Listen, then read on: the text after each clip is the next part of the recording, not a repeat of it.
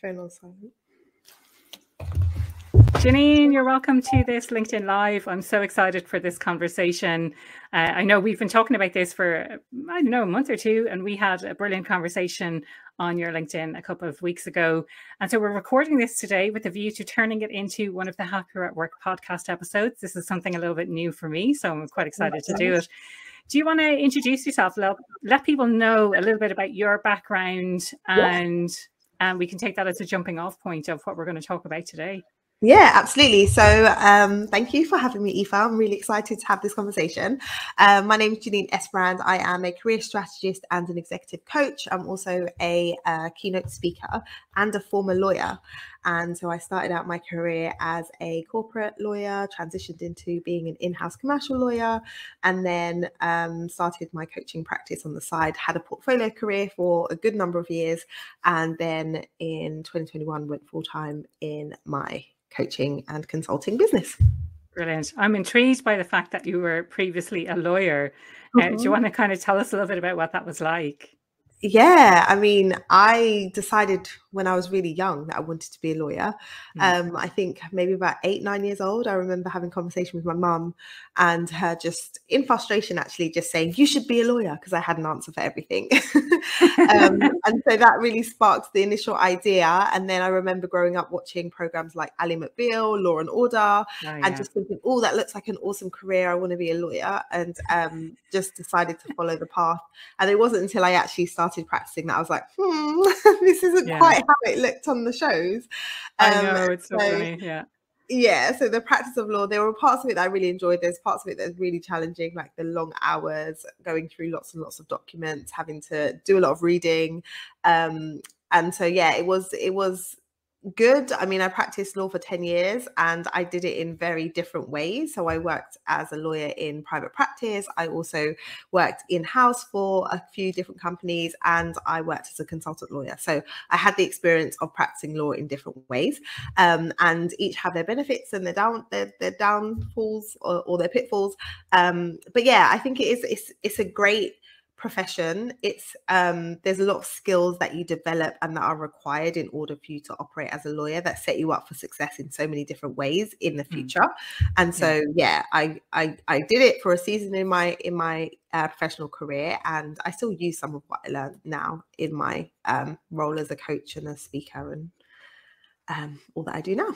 Brilliant. And how did you find the transition then, going from working in corporate, let's say, to running your own business? Yeah, so I think because I did it in stages, it wasn't as how can I say? For some people, it might be like, oh my goodness, that's a massive transition. But actually, I built a bridge. I was practicing on the side while still in my day job. And so I built up the business and understood what was required of me while I still had the safety net of my my role as a lawyer.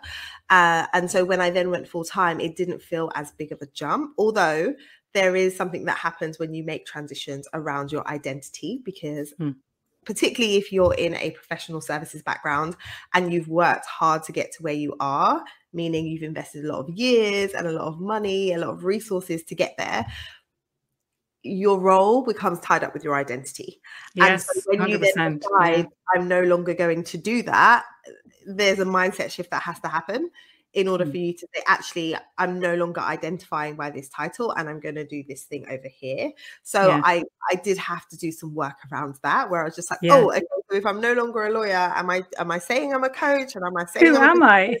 Who am I? What title? I've got so many hats. Am I a speaker? And then I was like, I can do all those things. I can be all those things. But there was definitely a transition where I was like, oh, so I'm not a lawyer anymore. And it was like, I'm a different person. Who am I? And so I think that happens for a lot of people who go through career transitions. You realize how much your identity is tied up with the work that you do, rather than focusing on who you are as a person. Yeah, I love that. And maybe we'll drill into it in a little bit more detail. I just wanted to share something from my own personal experience. I've just finished listening to Marie Forleo, Everything is Figure Outable, on audio. And the way she describes herself is a multi-passionate entrepreneur. I really like that title, because it allows you to be interested in multiple different things, but bring your skills to those things and bring your strengths to those different areas without limiting yourself. But you're so right. I think so much of the time our entire identity is wrapped up in the work that we do or in ourselves. So do you want to talk us through that kind of that journey, that mindset journey that people have to make? Yeah, I think what has to happen is there has to be that separation, and you recognizing that there's a difference between the work that you do and who you are. And so often if someone new comes along and you introduce yourself to them, or they say, tell me about yourself, the first thing that we do is talk about the work that we do. It's like, tell me about yourself. Well, I'm a lawyer, I'm a coach, I'm an accountant, I'm a this. It's like, okay, yeah, that's the role that you do, but tell me about you as an individual. So I had to kind of just peel back the layers and recognize that there are skills that I have acquired, there are strengths that I have, there are interests that I have, and there's a thread in terms of how I can use them in my life in different ways. But my title doesn't define who I am. And so when I kind of had that thought process and was really thinking about what am I even trying to do when it comes to the work that I do, I'm trying to make an impact, and I'm choosing to make an impact in a different way. And that doesn't reflect me as an individual, the value that I can bring. It helps me to see that this is just a title, and I can pick it up and I can put it down. Like, I don't have to be defined by it.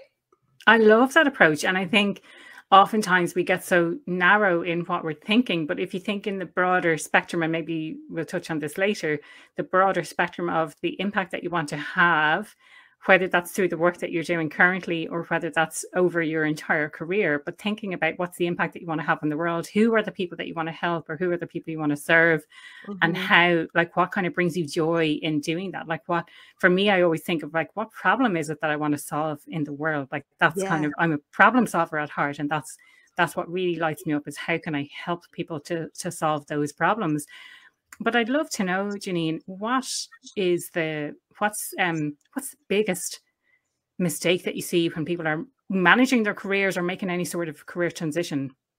Yeah, so just to follow on from that point too, there's the thing about seasons. I think sometimes people make decisions and it's like, this is who I am. Recognize that there can be seasons, and what you've done in one season, just because it comes to an end doesn't mean you don't get to leverage some of that in your next season.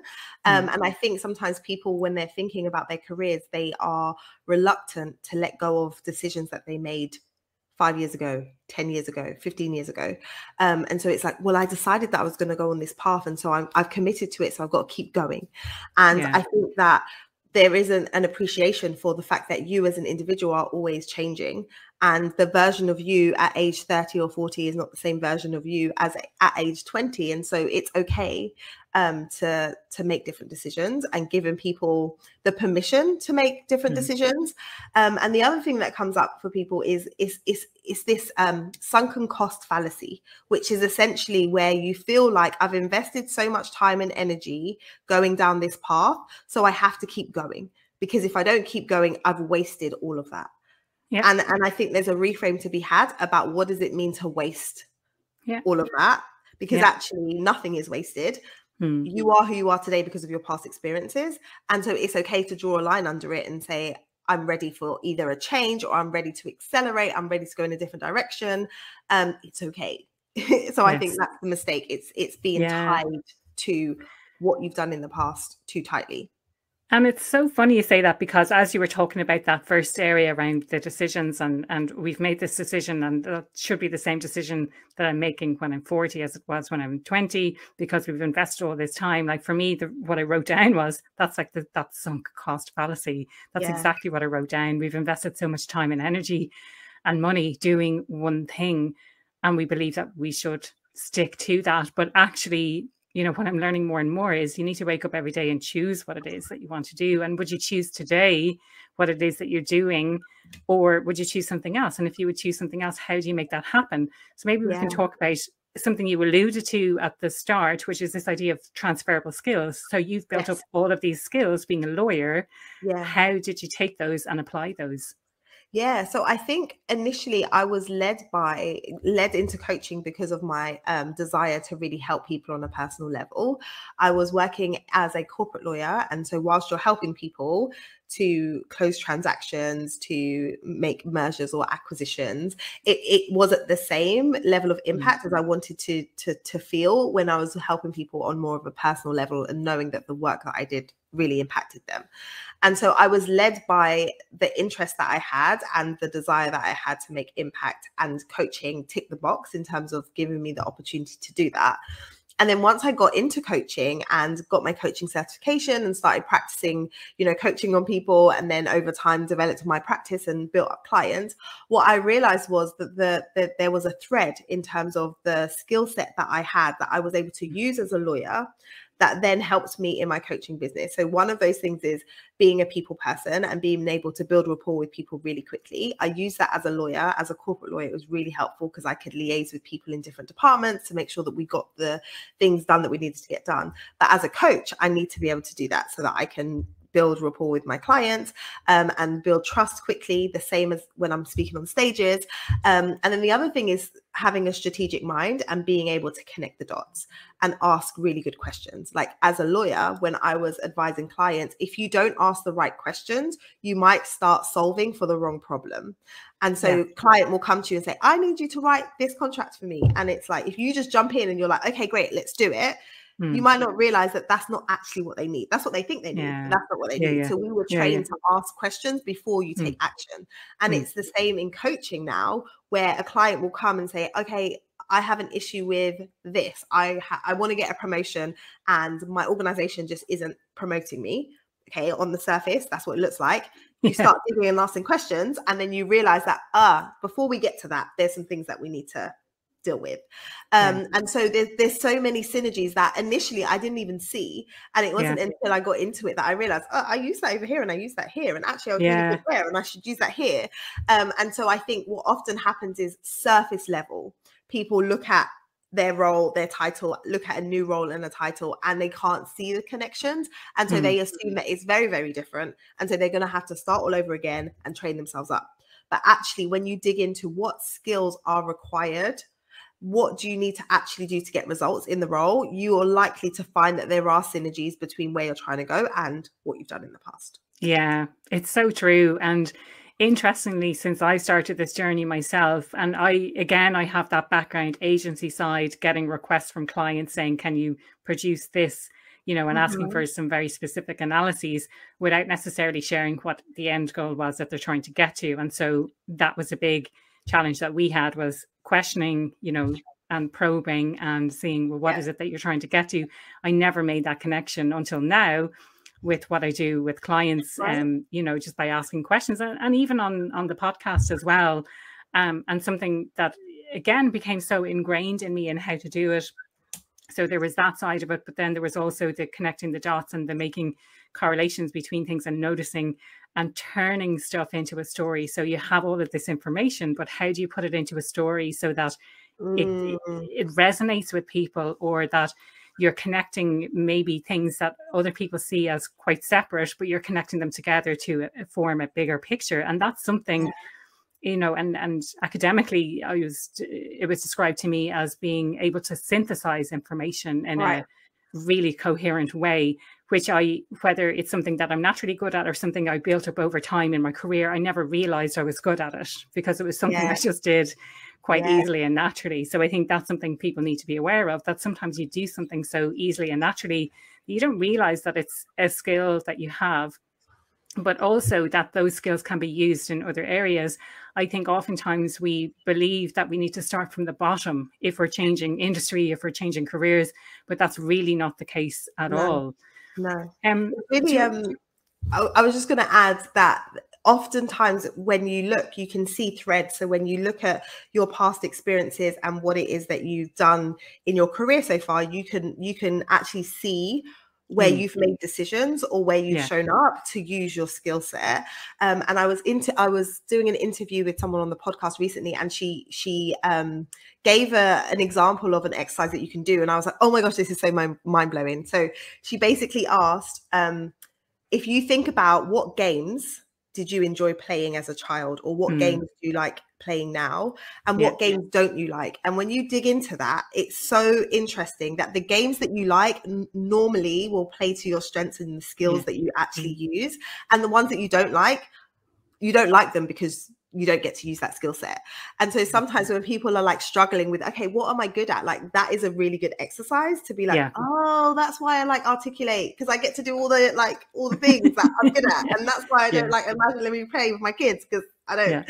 And so, I think it is really interesting that there are patterns in your behavior, in your decision making, and how your skills have shown up. You've just got to find them.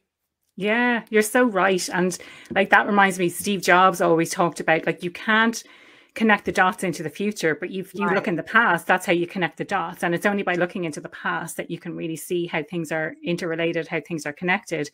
Now, interestingly, when I was still in my corporate career, they had an external speaker come in and talk about, I think she was kind of talking about inner child stuff and like, what did you like to do? Like, what did you like to play at when you were a kid? And ever since then, I was like, oh my God, I love doing jigsaw puzzles. That's what I loved to do. And not everyone maybe loves doing that. I absolutely love it. I could sit there doing a jigsaw for hours. I love to watch Murder, She Wrote.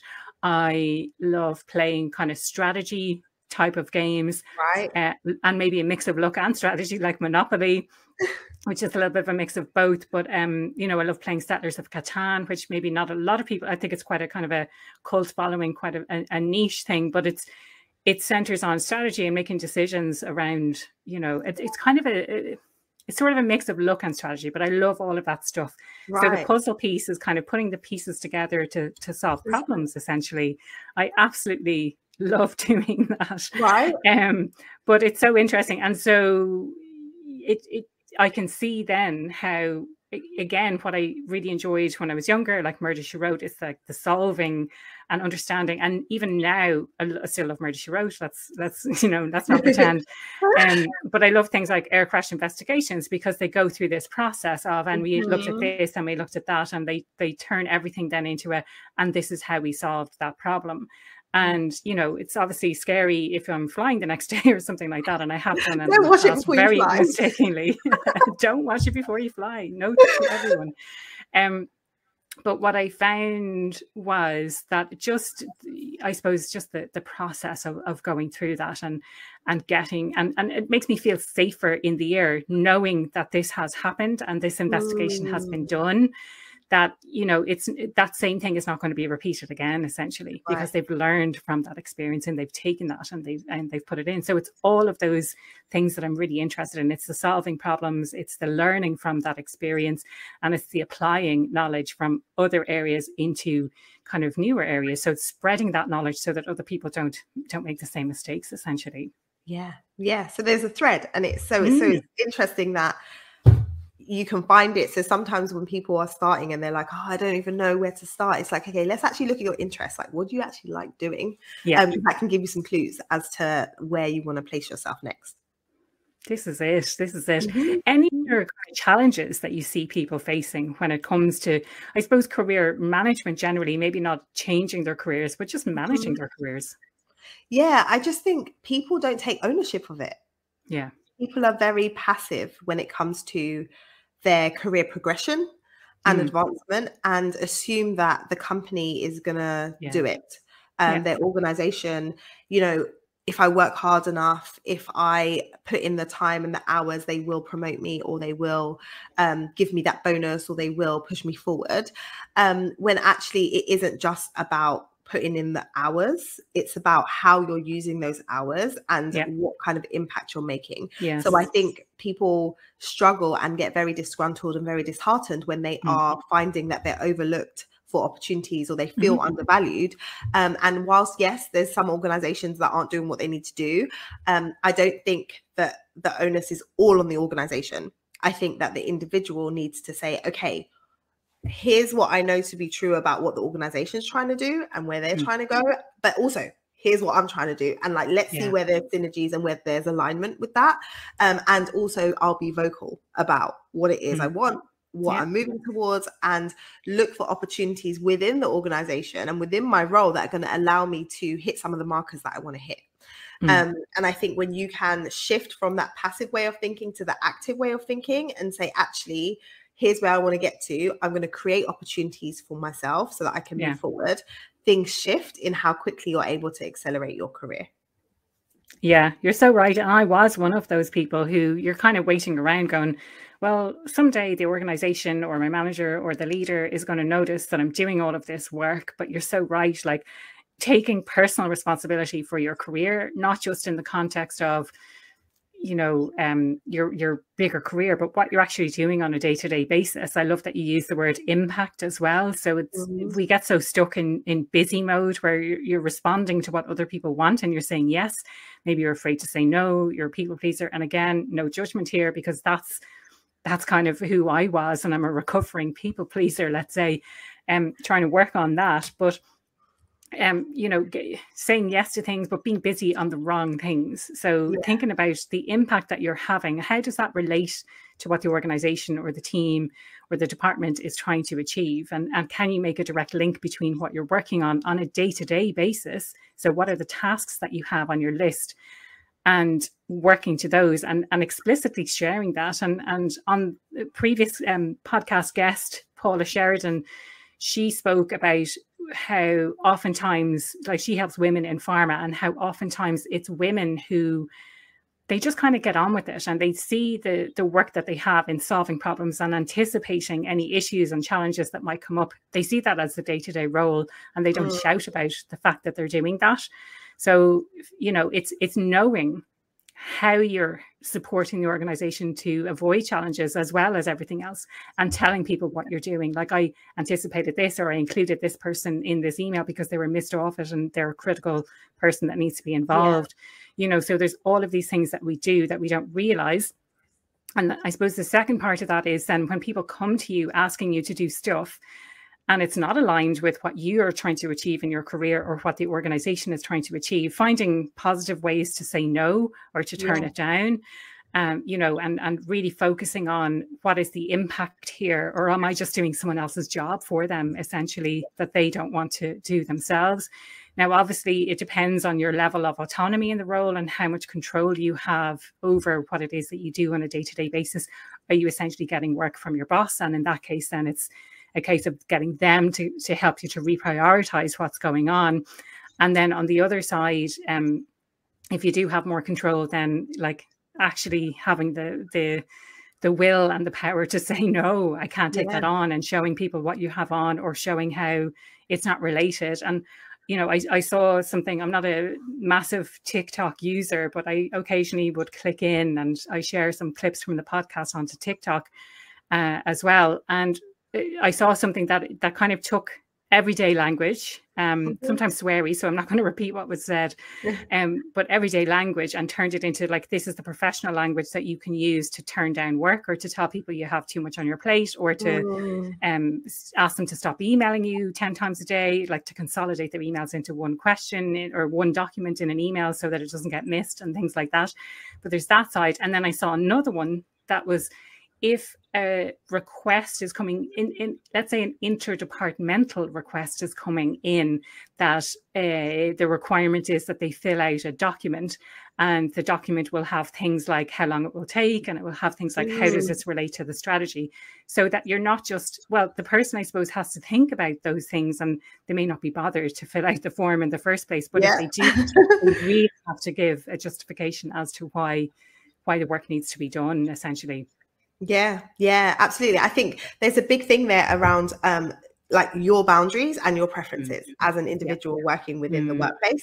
I think often people just assume, well, because I'm in this role, whatever is asked of me, I must do, and even how it's asked of me. So someone's going to come into my office at 4:30 and give me something and ask me to get it done by 5:30 when I was planning to leave at 5. But because I don't want to be seen to not be a team player, I will stay and cancel my plans and get this done, even if that thing isn't necessarily a priority. Sometimes people aren't asking the question to know if it's a priority, and they get upset that they're still in the office. But it's like, but you can have boundaries, and you can say, great, if you do want me to work on something, I'm going to need more than half an hour notice. It's okay to say things like that. So I think there's something around you when you understand what the priority is for the organization and for your department, and you're making decisions that are aligned with those priorities, it's a lot easier to exercise your boundaries around work that isn't falling in line with that. But I do think that often what I've seen with my clients is people are so busy, so much to do, so in the weeds of their day-to-day, that they aren't actually thinking at the strategic level. They aren't actually paying attention to what is going on, you know, from the top down, to even know what is driving our decision making as a team, as an organization, to know what the priorities are. They just have their tasks and they're getting on with it. And so I think there's two reasons why you want to be paying more attention to what's going on and why. One is so that you can prioritize better.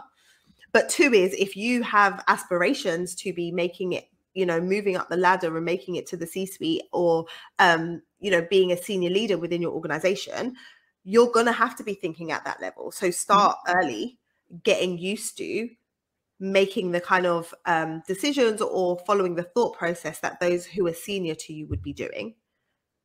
Yeah. And you can't do that if you're just busy doing stuff that you shouldn't be doing. Yeah. Because I suppose my next question following on from that was going to be who's responsible. So I think the managers and the leaders have a certain level of responsibility for communicating what the expectations are and what the priorities are. But the individuals have responsibility then for prioritizing and strategic thinking, taking a step out. You're so right. And I do this myself as well in my business. You're so busy doing the day-to-day stuff that you need to take a step back and see the wood for the trees and think strategically, how is this impacting? Is this the impact that I want to have? Does this relate to the priorities that we have in the business? Or is it just busy work, you know? And one of those big things, or two of those big things, one would be emails that come in, you know, is this an unnecessary email that's coming internally? Could that have been a Slack or a phone call or a text instead? And then the other is meetings, and how much time we spend in meetings feeling like we're really busy. But then at the end of the day, it's like we haven't got our work done. Yeah. One of my mentors, she said a phrase, and I was like, okay, that's going to stick with me. She was like, you can become a busy fool very quickly. So just because you're busy, it doesn't mean that what you're doing is driving things forward. So you really need to be mindful about what is taking up your time. And I think that applies if you're, you know, if you're running your own business, or if you're in your day-to-day role within corporate. It's like busy, but busy doing what? And what does productivity actually look like? What did you get done this week? Was it actually a priority task? Was it lots of little things? So I think it's just, when going back to your earlier question, like how do people go about managing their careers? I think it is about intentionality, and taking the time to assess, like, is this working? Am I on the path that I want to be on? And if I'm not, what do I need to do to change that? Like, what relationships do I need to be building within my organization? What do I need to be getting some support? Really thinking about what's lacking so that you can address it. Yeah, I love that idea. Like, what's lacking? I've made a note of that quote as well. Am I on the path I need to be on? Because you're so right. I've replaced the word busy. Like, I won't say I got some feedback, but this is more on a personal level. Excuse me. When I was trying to meet up with friends, and it was kind of like, oh, well, I'm busy this weekend, and you know, it's going to take ages before we can actually meet up. And I just started getting messages like, oh, you're always busy. And I was like, oh man, I didn't realize I was coming across that way. So I wanted to change that narrative. So, you know, it's not about being busy, it's about being productive. And what are the things that I'm working on, and how can I be more productive with my time, rather than just being caught in a trap of I'm always busy and I keep busy. And like, even with clients, you know, and there's a few different aspects of my business, but one of those is around specifically on imposter syndrome. And one of the most common things that I get back from people is they don't have time to invest in taking an imposter syndrome program or working with me on a coaching basis, one-to-one.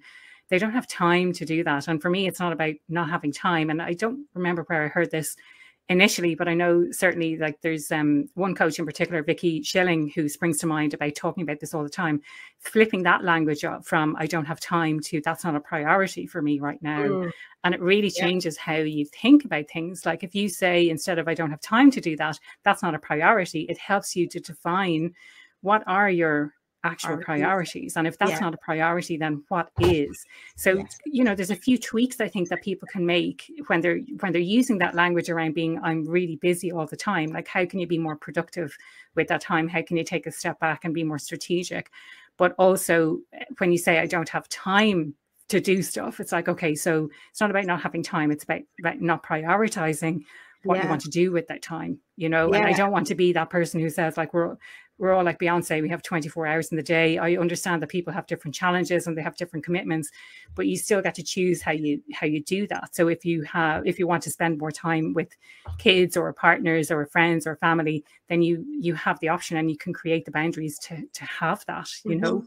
Yeah, it all comes down to choice. And I think sometimes when we use that language around, oh, I'm so busy, I don't have time, it's almost like you're not in control and someone else or something else is in control of your time. Because it's like the way that we say that, oh, I'm so busy, it's like, oh, like I don't want to be busy, but I am busy. When actually it's like, okay, take a pause. What are you wanting to prioritize right now? And what do you need to say no to? And sometimes we struggle to say no. But when you take the time to really think about it in this season, whether that is this week, this month, this year, what am I prioritizing? What is important? Then you're able to say, yeah, like I'm choosing not to do this right now. And I know why I'm choosing not to do this right now. I stopped using the word busy also recently. I'm like, okay, I'm not busy. My life is dynamic. There's a lot going on. But the things that are in my life right now, I'm choosing to pursue. And if it isn't working anymore, then we can change it. And so I think it is about really assessing, how have I spent my time? Like doing an audit. How have you spent your time in the last week? And are you happy with how you spent it? Because once you spend it, you can't get it back, right? So exactly. Take the time to think about that. Yeah, absolutely. This is it. And I love that the reframe of it's not busy, it's productive, and I'm choosing not to do this now. So we do have that choice. And I suppose for me as well, it's bearing in mind, and this applies in a business context as well as a personal context. You can't, not like everything can't be a priority all at the same time, because then that's not prioritization, you know. And I did see something recently, not too long ago, that said if you have two priorities, that's not really prioritization either. You have to have one, you know, what is your one priority? What is the one thing that you're focusing on, and really make that your priority. And, you know, you build your decisions around that essentially. And more gets done when you actually say, okay, like when I speak to my team and say, look, guys, this week, here's what we're focused on. This one thing, like if by the end of the week we get nothing else done, this one thing we're going to get done, we get it done. But when it's like, okay, let me try and do this, it's like by the end of the week, it's like maybe we half got number one done, quarter got number two done, but nothing was finished. And so I think it's just looking at how we're going about approaching the most important things, and also focusing on the things that are actually going to move the needle. Because when you're thinking about prioritizing, there may be lots of things that seem important, but there's a book, The One Thing. The One Thing.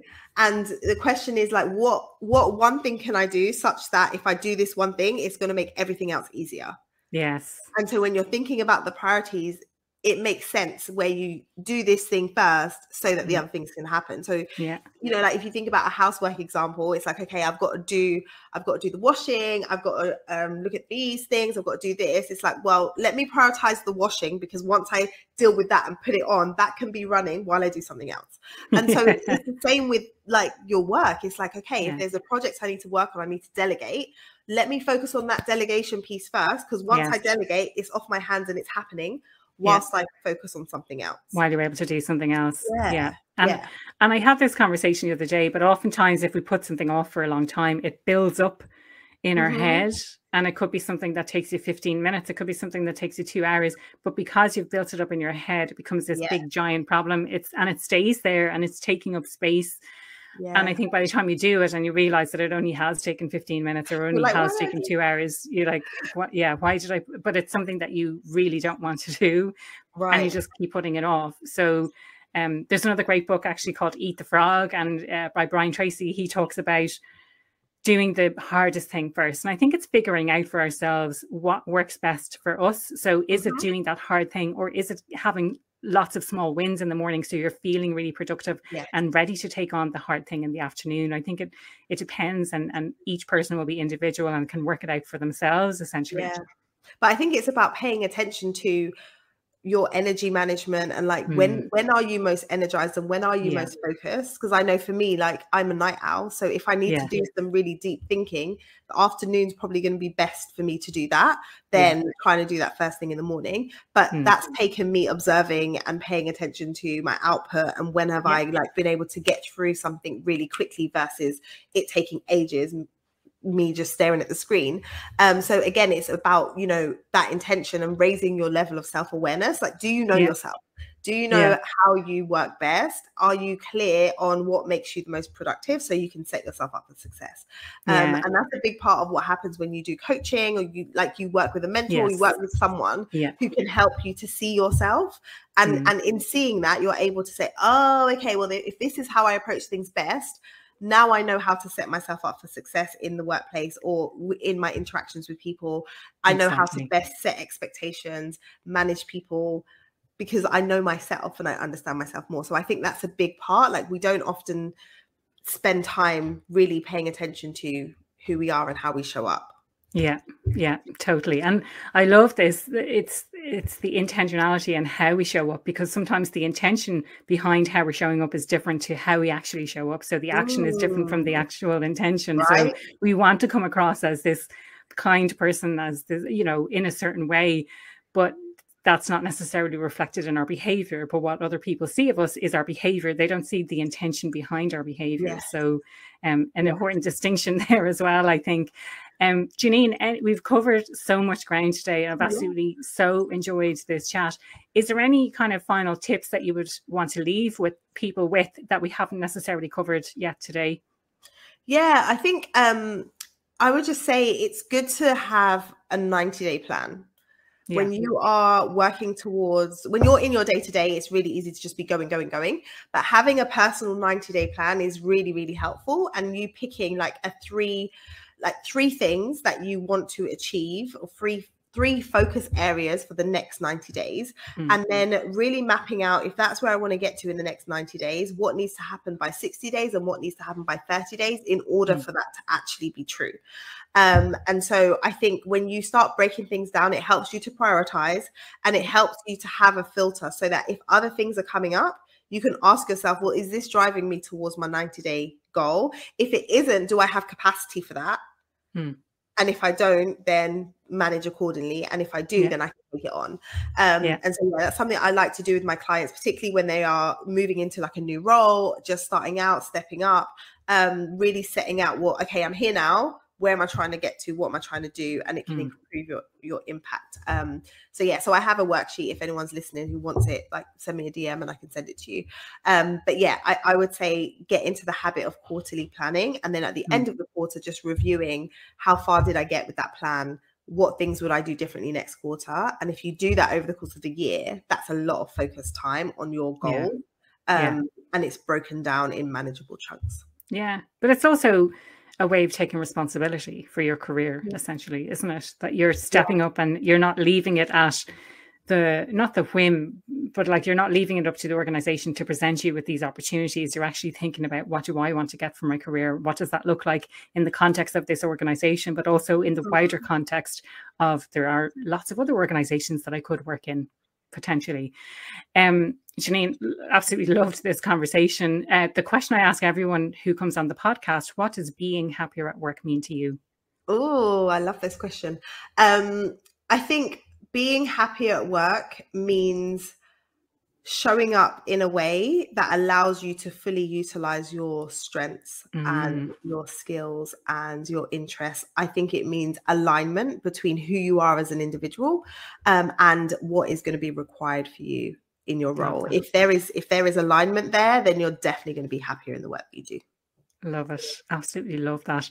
Now we're recording this live on LinkedIn, so people who are watching this video on LinkedIn can click in and connect directly with Janine, because she is tagged in this post.